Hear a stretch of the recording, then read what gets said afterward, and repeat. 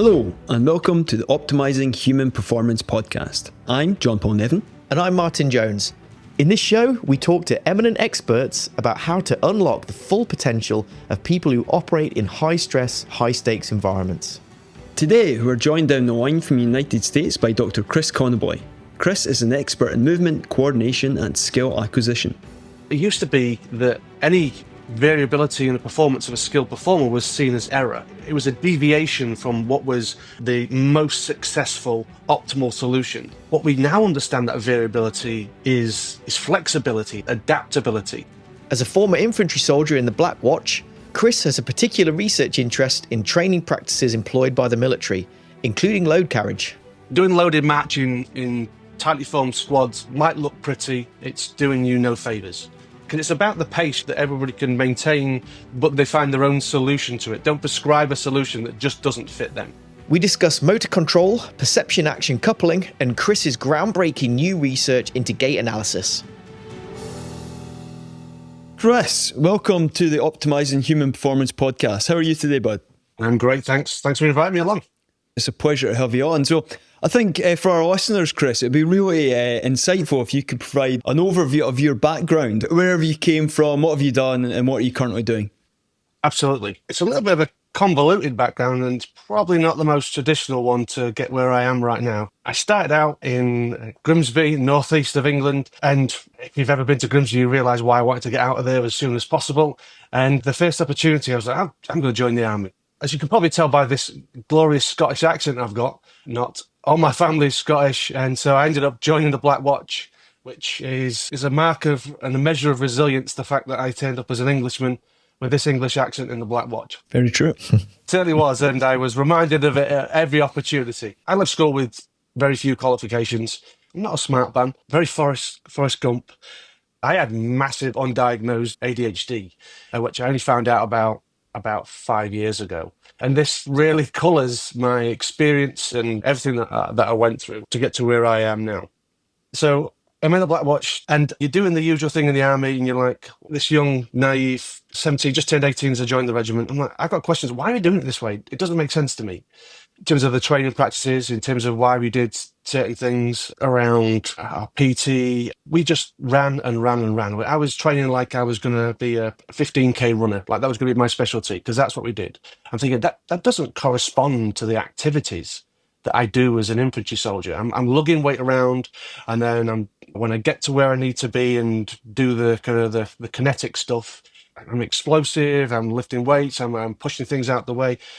That's not relating to the training I'm doing. It didn't quite make sense. I then became part of the problem because I got the chance to become an ACI, a regimental PTI. And I just had more questions. And one of the biggest ones for me is it's turned into a lifelong mission to try and unpack is low carriage. Why do we do the things we do around low carriage? There was days where I would go out, I'd run a CFT for one of the platoons and I'd come back in and then I'd go out and then run another CFT. And at the end of the day, I'm like, my shins are on fire. We're just doing this kind of Monty Python ministry of silly walks. We're leaning over, we're doing the fast movement of the arms. Typically we'd kind of do that fast tabbing pace stuff, and then we would just intersperse it with a little bit of a jog just to let the legs relax from doing that. None of that made sense to me because you want to get there as fresh as possible. So I had very little sway. My voice counted for not much at that point, but I had those questions and those things lingered for a while. None of my family had ever been to college, never mind university or anything like that. So I got out, left the watch, and then worked in a fish factory in Grimsby for a while, as you do. And then, of course you did. That's what everyone does in Grimsby, don't they? Absolutely. Do what you got to do.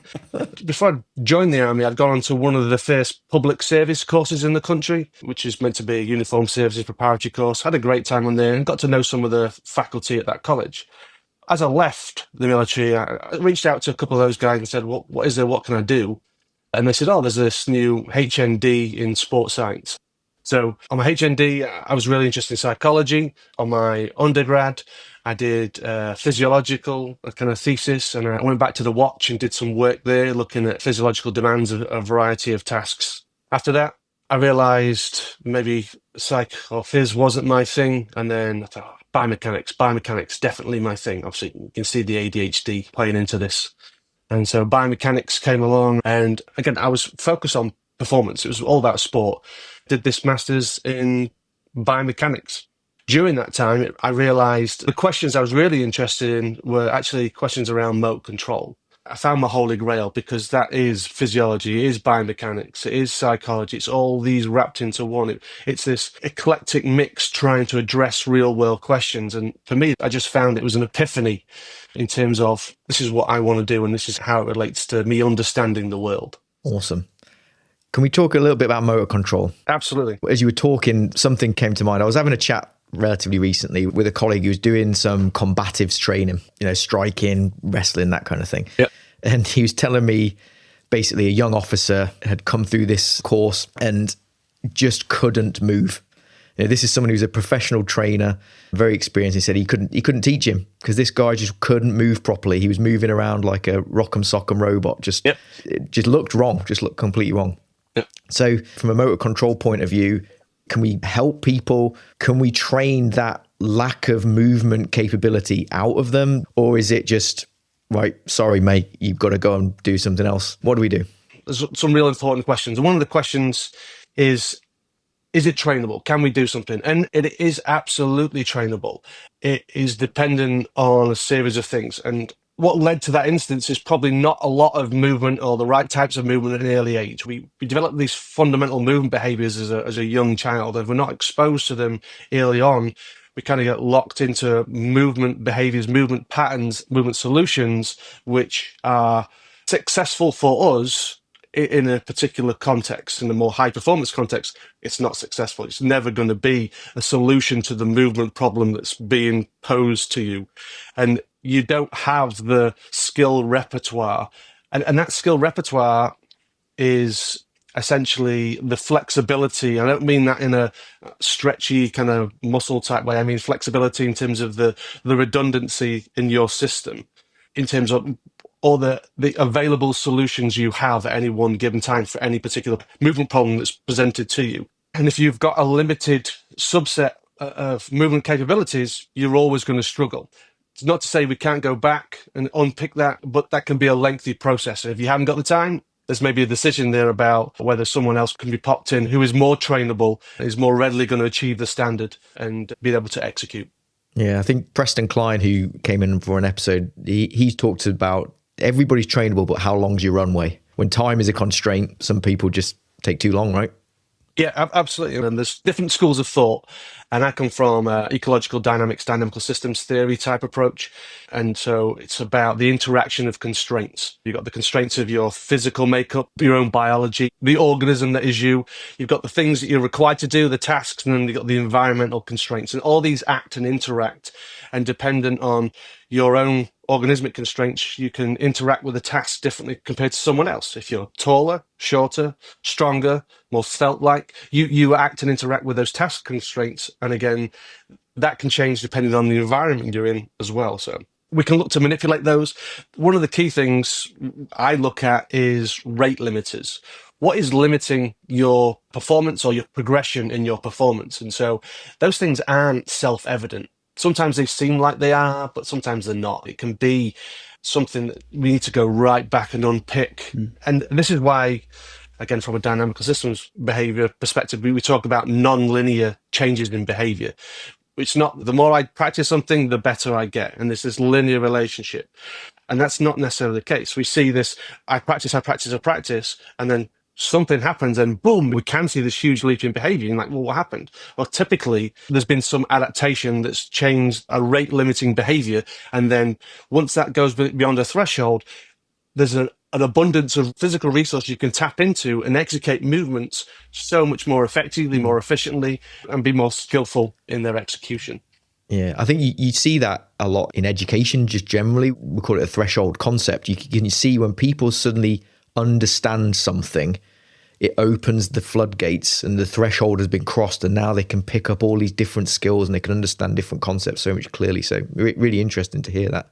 Chris, so obviously motor learning theories have sort of advanced quite a lot over the last couple of decades. Those initial ideas, we had that schema theory where we had set movement patterns, which we would just download and off we would go, but they were obviously quite prescriptive, and we moved into this world of dynamic systems theory. And I think from an applied strength and conditioning standpoint, a big early advocate, you don't hear much of him now, was Franz Bosch. Yeah. And some of the ideas which he had about changing the task, changing the environment, changing the organism in some way, shape or form to really challenge the nervous system and to develop those movement competencies.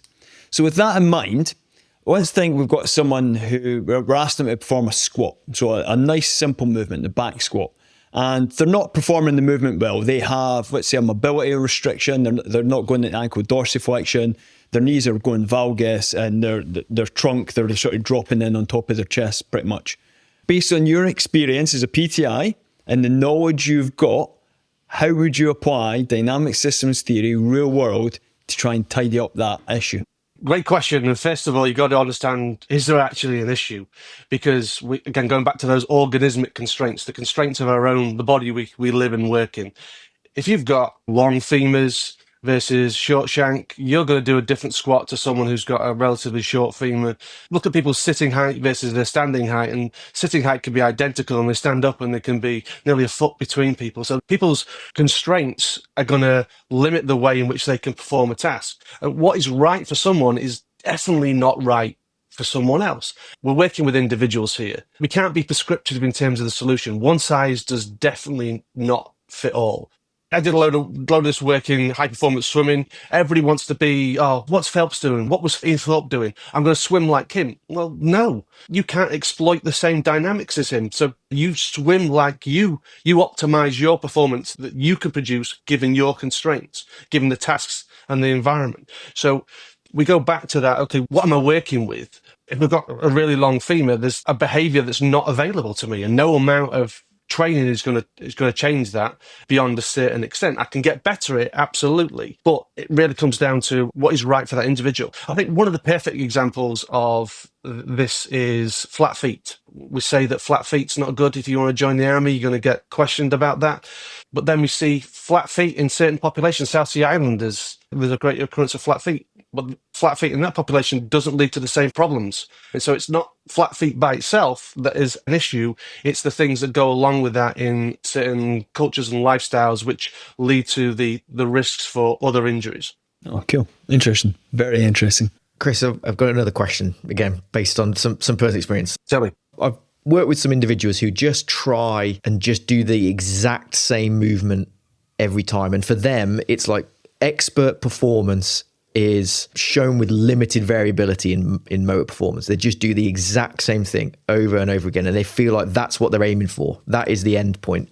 Are they right? No. Tell me what is right. Yes, you're absolutely correct in terms of skill performance occurs with limited variability in terms of solving a particular movement problem, providing a solution to a specific movement problem. However, it's the variability that is important. It used to be that any variability in the performance of a skilled performer was seen as error. It was a deviation from what was the most successful, optimal solution. That variability was error. What we now understand that variability is flexibility, we understand it as adaptability. And if we have got this one solution and we just produce it perfectly, it becomes really fragile if the situation in which that is executed is not identical. If there's a perturbation, if there's a challenge, if there's a stressor that's not normally there, that behavior can become really, really fragile. So actually introducing variability, introducing these perturbations, these challenges, and looking to still produce skilled movement, that's the best way. That's the real world. That's the way in which we do and have to execute our behaviours. You mentioned permutation. It was funny because it was just a word which we used to use quite a lot in rehab settings when it came to utilising movement. We would try and create permutations to challenge individuals instead of just loading them up with reps or sets. But on that, do you think we can go too far with permutations? So I will give a brilliant example which I have witnessed. Someone standing on a stability ball trying to do a squat with a load overhead. Was it in the mirror, JP? Did you observe yourself? Is that it? I did, mate, I did.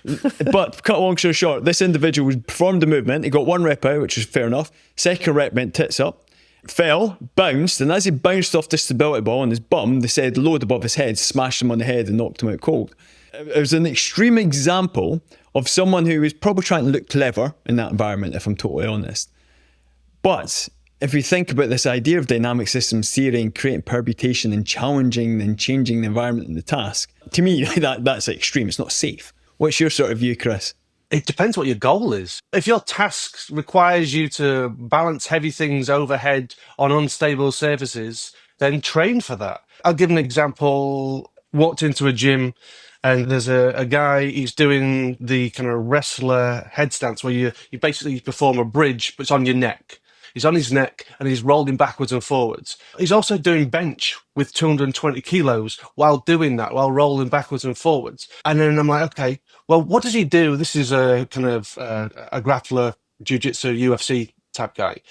And he's doing this exercise. What are the dynamic loadings when he's in that position, when he has to bridge on his neck and flip someone? He's lifting way more than that. He's doing that in way more unstable positions because the weight he's lifting is trying to not be lifted and he's trying to counter that. So is this any less safe than the actual activity he's doing? This is a way more controlled environment. So I try not to judge people. I used to judge the hell out of people going into gym and going, what the hell are you doing that for? But then I became less judgmental in terms of, I'm going to assume there's a reason as to why you're trying to do these things.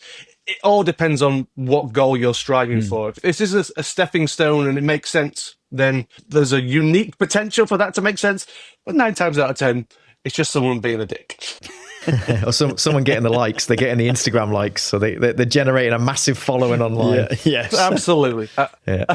Chris, you mentioned rate limiters earlier. Can you just flesh that out a bit? What do you mean, and can you give us some examples of what rate limitation is in skill development? Absolutely. I think let's unpack a little bit of what dynamical systems, ecological dynamics is, and then we can put that into that framework. Perfect. So if you start doing any reading on this, you'll see dynamical systems theory, dynamic pattern theory, ecological dynamics. There's a whole different array of names. It's typically because they came from different disciplines and arrived at the same point in terms of their understanding.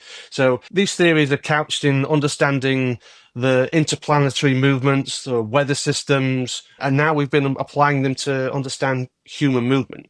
And so essentially, this is a worldview, a lens, if you will, in which we're looking to view the world. So this notion of self-organization, we have a system, a complex system, we're trying to understand it. And so whether that's the planetary movements, the weather system, or us as a system, as an individual within an environment completing a task, that is a system. And we're looking at how these things come about. Within this theory, we look at things like self-organization, the fact that there's no one single part of that system which has ultimate dominance over the other one. It's all these interacting parts that are coming together which produce this emergent behavior, this phenomena that comes together from all these interacting parts of the system. So this self-organization is bringing together these behaviors in response to the task and the environment. And so the way in which we look at those from a scientific perspective is, okay, we'll try and find a control parameter which we can use to manipulate. So that's like it's the volume switch or the speed dial on something. You can turn up the speed, turn up the volume, and you're just changing that parameter uniformly. And then we want to see how that has an impact on the system. And the easiest one for all your listeners to grasp onto is the speed of a treadmill. I get you on the treadmill and I get you walking, and I'll get you walking at your preferred speed. And you'll get to a point you're thinking, boom, I'm in it. You know, there's a sensation, you get there, the breathing's right. I could do this all day. You got your arms at the right cadence, your legs are right, everything just falls into place. You've got this preferred cadence. And what that is an attractor state. All things come together. It's you at your most efficient, your most effective. Our constraints are limited in terms of the size of us, but I can predict your preferred walking speed based on the length of your lower limb to within point something of a meter a second or so. So it's very predictable in that regard. I can manipulate that parameter, and when I do, we destabilize that attractor. That attractor is all those components of those systems coming together in this really nice way. If I perturb that system, I use the control parameters, speed you up, get the velocity, you're going to try and want to maintain that. You'll scale that walking to try and maintain the relationships between the component parts of the system. And then all of a sudden, I keep moving that speed up, and it'll destabilize, it'll fluctuate. We call it a bifurcation. There's a fork in the path in the road, and boom, you go and you switch into a new stable jogging state of behavior. You're now jogging. and things come together, and you can do this all day. The pattern, your breathing coordinates in terms of the timing with the cadence of your legs and arms. They all start going into sync. And then again, we can tweak that, and then we'll finally switch you into a running behavior. That change is non-linear. We see incremental change in the kind of speed, and boom, we see a big change in behavior, because that solution didn't offer you a real world solution anymore. It was too metabolically challenging. It's too much energy to do the same thing. So we have to shift to something else that's more effective and more efficient. And that typically defines humans. We are inherently lazy beings. We want to use the least amount of energy to have the maximum outcome. And our bodies has a really good way of finding a solution to that. And so this notion of a rate limiter is what's limiting a change in behavior, what's limiting the ability to execute behavior is maybe a challenge in strength, a challenge in flexibility. We all know what a good basketball free throw shot looks like. We've all seen them. We could all kind of pretty much do one as an adult. We can throw the ball and we can get it in the net, and we can see how close we are to that. If I gave that basketball to a 6-year-old and asked him to perform that same skill, it's not going to look like that skill. There's a rate limiter. There's a limiter of their strength. They physically can't move that object of that weight, that distance to that height. So I can manipulate the task by lowering the basket height, changing the dimensions of the ball to see the behavior that I want. So I can manipulate constraints to see the behavior. It can be strength. It can be range of movement. It can be our actual coordination, our neurophysiological systems in terms of an inability there that limit our ability to tap into the most efficient or effective solutions for any given task. So, Chris, we've had many conversations around this area. So, load carriage is a fundamental military occupational task for arguably anyone who operates in an extremist context, especially for military, police and fire service. Yep. And if we think of the military, loads carried in ops can range from 23 to 68 kilograms. And we trained for that. But there are issues with how we train and the issues of how we deliver training. So how then does dynamic systems theory, how is it applicable in that context?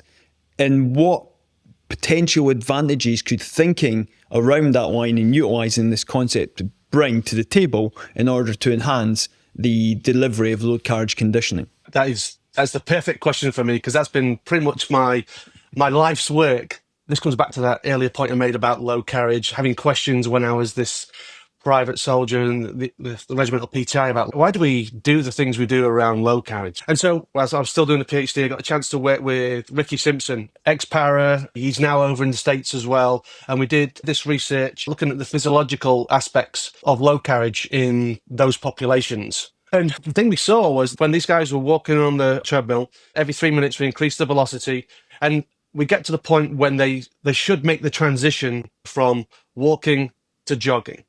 And they don't. And I knew that was going to happen because that's the way we're taught to do it. That's the tabbing. We do this fast-paced walking. What was really interesting, is the lactate response skyrocketed. So the metabolic demand went up dramatically. Went to the next 3-minute stage at such a pace that they could no longer maintain that walking. They had to jog.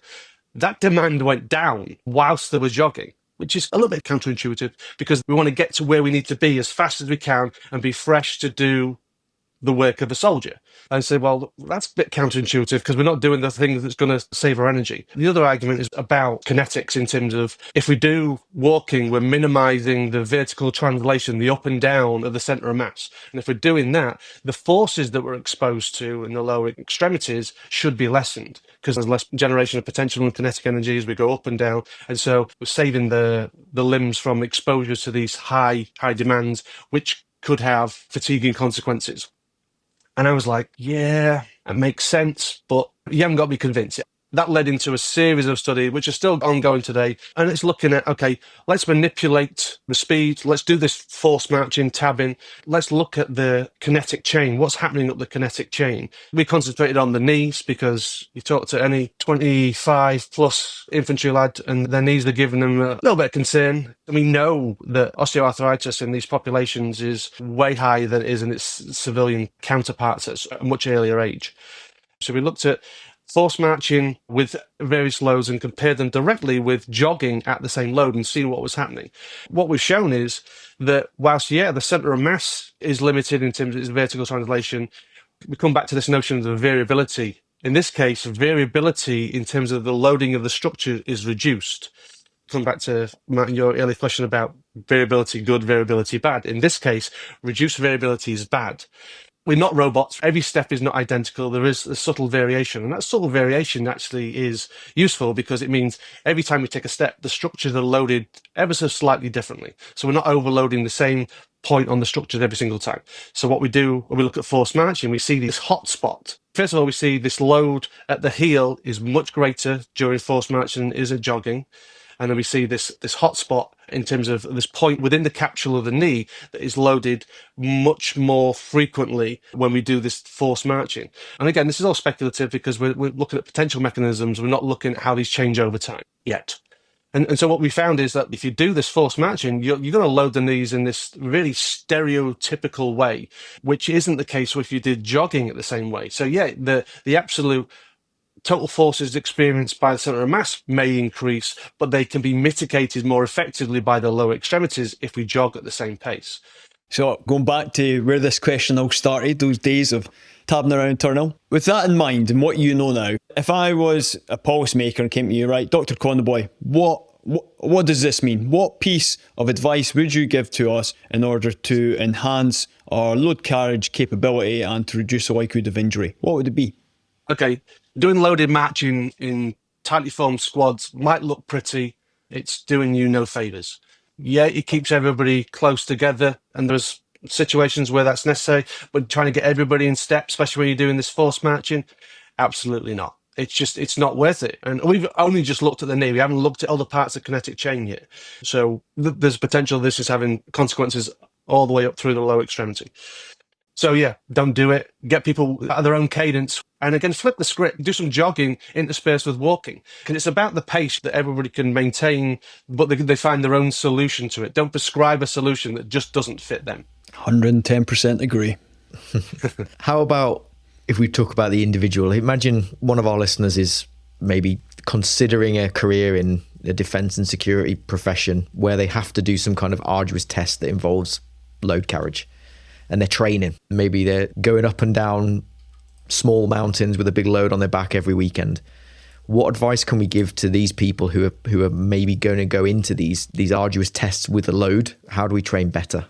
Really don't neglect the strength and conditioning that goes alongside that. Again, this notion of a rate limiter. It works both ways in terms of limiting performance, in terms of you can't access all your capabilities if you've got a rate limiter in place. In terms of training, in terms of injury occurrence as well, if you've got a weak link in your chain, you're going to have the potential to have an injury much earlier on. It's going to have a cascade effect. If that weak link is one that's really important, that's going to have consequential effects downstream on your performance of an activity. So don't neglect the strength and conditioning that goes alongside that, working through that lower extremity, the kinetic chain there. And so doing the squats, doing the unilateral exercises to maximize the fact that we're not bilateral creatures, we're unilateral creatures. To my mind, it's all about a needs analysis. Strength and conditioning, the ones that do the simple things well, do a proper needs analysis. Those are the ones that are actually seeing real results. And so the ones that really understand what it is to execute the tasks that are required and how that individual fits and looks to find those weak links in the chains, those are the ones that are providing those individuals with the best information. It really isn't rocket science. You're just looking for where that particular individual falls down. They may have all the strength, they might be rocking out 2 times body weight squats, but if they haven't got flexibility through their trunk, they can't bend, they're not mobile, they're going to struggle to manage exposure to those types of loads over that duration. It's going to create problems. So again, finding those weak links is really the key for working with an individual. Chris, one of the areas that we're sort of been chatting about, and I think we're probably going to look at in the study, is instead of using absolute loads, which tends to be the common thing within the military, is to look at using relative loads as part of the training prescription. So if we prescribe someone a load carriage conditioning program, the actual loading is based upon a percentage of their body mass. And to look at, if we do that, can we elicit a greater enhancement in performance or a similar enhancement in performance and also reduce the likelihood of injury? So for me then, that links quite nicely with that idea of dynamic systems theory, because we are fundamentally modifying the task in one way, shape or form. We're carrying less load than we'd have to be, but also changing the dogma because there's too many old and bold, oh, must carry 25 kilos, must be that. Why does it have to be 25 kilos? Absolutely. You're just changing the constraints. I weighed about 73 kilos when I joined. Absolute racing snake. And you've got guys who are same height as me, but weigh nearly twice as much. And so me lifting my body weight versus them lifting my body weight, very different performance and very different constraints on the system. When we're training people, we're looking about a training stimulus because we want to manage the response such that it's progressive and we show the adaptation. Going back to the research, I do relative loads to their body mass because I'm looking at individual responses with regard to particular phenomena. If I don't do normalized to body weight load masses, I'm always going to not know whether, is it the difference in load that's the difference between these two people, or is it the difference between the people? Because they're carrying different loads in respect to their body mass. So from a science perspective, doing absolute loads, which is ecologically more valid because they're prescribed, they're required to do this in the military because you have your mission dictated packing list. If you're an infantry soldier, you need to carry all this. This roughly equates to X amount of kilos. But you're absolutely right. In terms of training and management of stimulus, we want to get people to that requirement to be able to comfortably manage those particular loads. And that's going to take different strokes for different folks. Chris, I know you do a little bit of work around perception action coupling. Absolutely. Can you explain to us what that is? Okay. So the notion of perception action coupling is we directly perceive what's available in our environment and we couple movement directly onto that, an element with that environment. One of the easiest ones to describe is in America, fly balls. In the UK, we talk about cricket, going for a six, and the fielder is out there. They see the ball, so they got the information in the visual field, so they can see that information. How does that fielder produce a movement that allows them to both move to the position where the ball's going to be and then extend their hand and catch it at the right time? The notion is that that's an online system. We see the visual information and we couple everything directly onto that. We've got to couple onto the right thing. If we're coupling onto the wrong thing, we're not going to get successful performance or as successful performance. So if the perceptual information is not directly coupled or the perceptual information that we're actually coming onto is incorrect, we're not going to be successful in those regards. So some of the work that I'm doing is looking at how do we perceive what is doable, what's actionable. We have this concept called affordances. So imagine walking through a crowd. All you've seen is gaps opening and closing. If you're like me, you get absolutely frustrated by walking slow. So I just want to power through. And you see these gaps opening and closing. And these gaps are affordances. They're opportunities for action. I can fit through that. I can't fit through that. And so if I can't fit through it, I don't barge through. I just wait for another gap, another affordance to open up, and I go through that one. And so your ability to be highly attuned to what is actionable, what is doable, limits your opportunities for action, the behaviors that are available to you. So the work that I've been doing has been looking at, okay, can I use this type of affordance behavior as a metric for discordance, for any behavioral decrements regarding injury or kind of any pathology? So when I was working at University of Pittsburgh, I was right down the road from the concussion lab. They were doing some work on the risk of injury. So if you have a concussion, you're more than 2 times more likely to have another concussion compared to someone who hasn't had a concussion. And depending on the research, you see anything between 1.8 to 7 times more likely to have a lower extremity injury if you've had a concussion compared to someone who hasn't. I'm like, okay. So we started doing some work with the concussed population, looking at affordance behavior, seeing if it was compromised. So the first study we did, we looked at people who are 260 days post-concussion. And what we showed was these people are back, return to duty, return to play, but their behavior is compromised. So that's maybe a big marker for why there's this increased risk for additional injury. If something that is not back to a comparable behavior in a healthy population is still compromised. And it's something that we could actually look at and rehabilitate. It's trainable.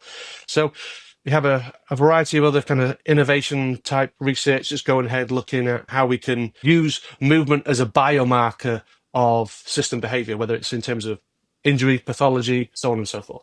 Are there any other challenges to perception action coupling? I'm wondering sleep deprivation, pain, load carriage. Yeah. Do they work in a similar way to concussion? Yeah, so any perturbation, really. So we'll start with my NASA work, a lot of the studies are looking at operating isolated, confined and contained, or isolated, confined and extreme environments as they look to go to missions to Mars or going back to the moon and putting people on the moon for longer periods. And so my NASA work was part of a characterization of psychological stress that occurs in these isolated, confined and extreme environments. Basically, it's a glorified porter cabin where they stick these guys in for 45 days, simulated mission to an asteroid, mess them around, disrupt their sleep, communication delays, high stress situations, and then they're measured out the wazoo for this 45-day period. Sounds like just being a submariner. Well, it's an absolute analog for that population as well. So the work that I do absolutely translates directly to those populations as well. So the reason the perception action coupling task came about was frustration with what was typically used to assess risk behavior in these kind of high stress, highly fatiguing environments. My work was like, okay, let's develop a metric which is better than what exists. What exists is the PVT, the psychomotor vigilance test, which is basically a reaction time. You sat in front of a computer screen and then all of a sudden it's blank and then a clock starts counting up from 0, 0, 0, 0 in milliseconds and then you press a button. And so you get reaction time. So this was introduced way, way back. And it's good. And all the sleep researchers use it. They use it because the early studies showed that it tracks almost perfectly onto your circadian rhythm, the kind of diurnal variation that occurs naturally throughout the kind of 24-hour period. It just maps onto that. So reaction time changes in relation to that undulation. My frustration is that reaction time isn't a behavioral endpoint. It's a step in the process. You react to a stimulus. That's not the end state of behavior. That's a step towards whatever the goal is. So I can react later, have a flexible movement strategy, move quicker, adapt my movement strategy, and still be successful in a non-risky way to execute the movement that was required of me beyond that initial reaction time. So it's like, well, how informative is reaction time by itself? So we developed a task that looks at reaction time coupled with how you go about performing a task that requires a decision. So again, it was based on affordances and basically posting virtual balls through virtual holes. And we change the size of the balls and the holes. And what we see is the closer the ball gets to the hole size, we see delays in the initial reaction time or the movement time to the actual response. Also, we see changes in what they perceive as affordable, what is doable. And then there's this actualization, the relative timings of reaction time, movement time, and initiation time. And so after doing that NASA work, we did a lot of work at the Antarctic polar station. So we looked at the characterization of stresses in those particular populations, and we showed that this behavior is compromised. Reaction times, yeah, they show a usual uptick. If you've been awake all night or you've had disrupted and dysregulated sleep, you'll still get an uptick in performance, as in you'll react quicker with that kind of circadian diurnal drive that happens early in the morning when we feel more awake because of the hormonal shift. But the end state behavior was still compromised. So we see a different manifestation of behavior, an end state of behavior changing in a different way from that reaction time. One of the other ones we haven't published, which is still in the process, we also showed out of all the other measures we did, this was the one that predicted success in some aspects of the marksmanship. So we did marksmanship periodically through this 5 days of simulated military operational stress. So basically, during this task, we limited their sleep to 4 hours a night in 2-hour blocks. So 2 hours asleep, 2 hours awake, doing a bunch of tasks, and 2 hours of sleep, and then you're back awake for the rest of the day.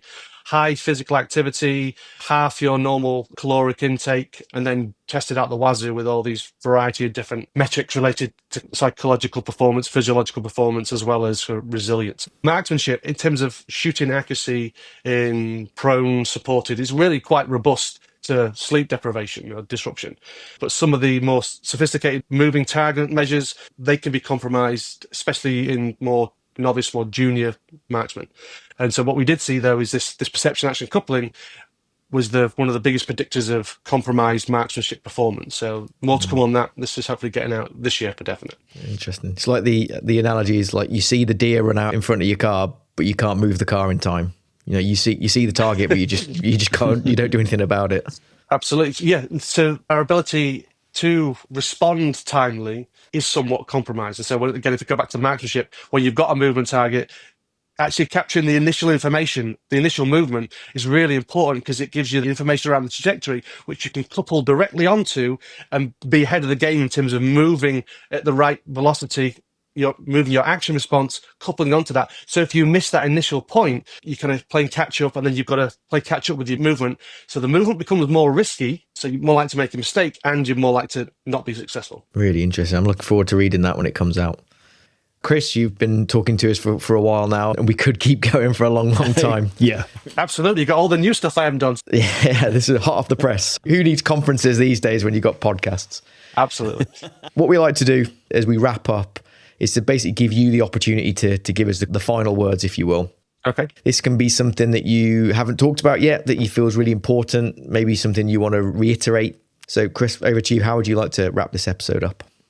Thanks for the opportunity to do that. That's fantastic. I'll talk about some of the work that we're doing around understanding the physical requirements of being an operator. How do we understand that, and how do we train to meet those demands, train to mitigate the chances of injury occurring as we train to meet those demands and as we perform those demanding tasks? And so we're doing a bunch of work which is looking at the use of wearables. And the state of wearables is very, very messy in terms of their respective accuracy and utility, but they keep on getting better. They keep getting closer and closer and closer to the more kind of laboratory-based gold standards. So as we edge towards the day when they are providing this really high-fidelity data, we have to think about the way in which we can use that data to look at human performance optimization. So we've been doing work which has been fusing data from IMUs and GPS together to look at a simple thing, which seems simple, which is gait classification, how we can classify movements into certain pots in terms of, you're walking at preferred speed, you're doing a fast walk, you're walking uphill, you're walking downhill, you're walking upstairs, you're walking downstairs, you're now inside, you're outside, you're on grass. Because once we can delineate those things, we can then look to characterize behavior to a level which we've not been able to do before.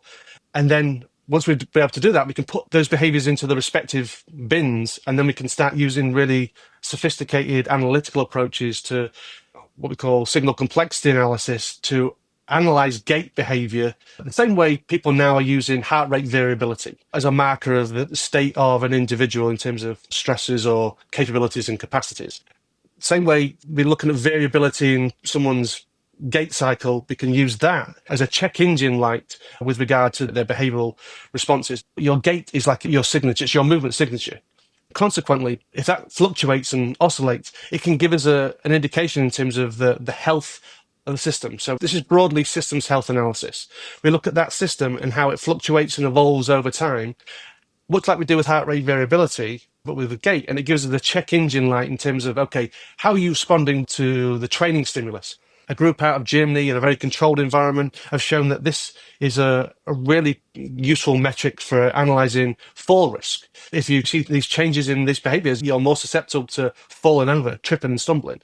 Or another group has looked at similar behaviours, your gait as a tell, as it were, to your psychological state in terms of how anxious or depressed you are. You walk differently. And so there's the individual's perception of that, but people perceive you differently if you walk differently. One of my colleagues doing a great study looking at signal complexity and gait in relation to psychopathy. Can psychopaths accurately predict a victim by the way they walk? Does this person's gait, is it indicative of a victim, someone this psychopath is likely to attack? So we can use gait and really sophisticated measures of your movement as behavioral biomarkers in relation to stress, training response, and your overall health. Awesome. I think that leads into a good final question then. Okay. How do people learn about this stuff? Like, how do we follow you? How do we keep up to date with the progress of that research? And if anyone wants to reach out to you or contact you, is there any way of them doing that? Absolutely. So I work in North Chicago at the Rosalind Franklin University of Medicine and Science. So it's just all health focused. I have a great team around me doing some fantastic military work, the performance side of it, as well as rehabilitation side. And so by all means, contact me by reaching out there. Just Google Connaboy. If you want to contact me, just Connaboy, and you'll find the link for me either at Rosalind Franklin or my LinkedIn or any of my research portal pages. And you can see all the stuff that I do. do. We can get those links in the show notes as well. Absolutely. And as you can tell, hopefully you can tell, I'm excited about this. My military career, I always wanted to go back to doing research related to this population because it's enjoyable. I feel like I'm helping out, but I also feel like I'm scratching those itches from all those questions about why do we do it this way? Why do we continue to do it this way? But yeah, anyone wants to reach out, happy to talk. Awesome. Chris, this has been a fantastic conversation. I've thoroughly enjoyed it. Thank you very much for your time. Thank you. Thanks for inviting me. No, brilliant, mate. Thank you. Thank you. Bye-bye. That's it for this week's episode of the Optimizing Human Performance podcast. Thanks for tuning in. And if you found this valuable, take a moment to rate and review the podcast. If you know someone who'd benefit from today's conversation, then please share this with them. We're always keen to hear your thoughts. If you have feedback, guest suggestions, or topics that you'd love us to cover, then email us at info@ophp.co.uk or connect with us on LinkedIn. Until next time, keep striving, keep improving, and keep optimizing your performance.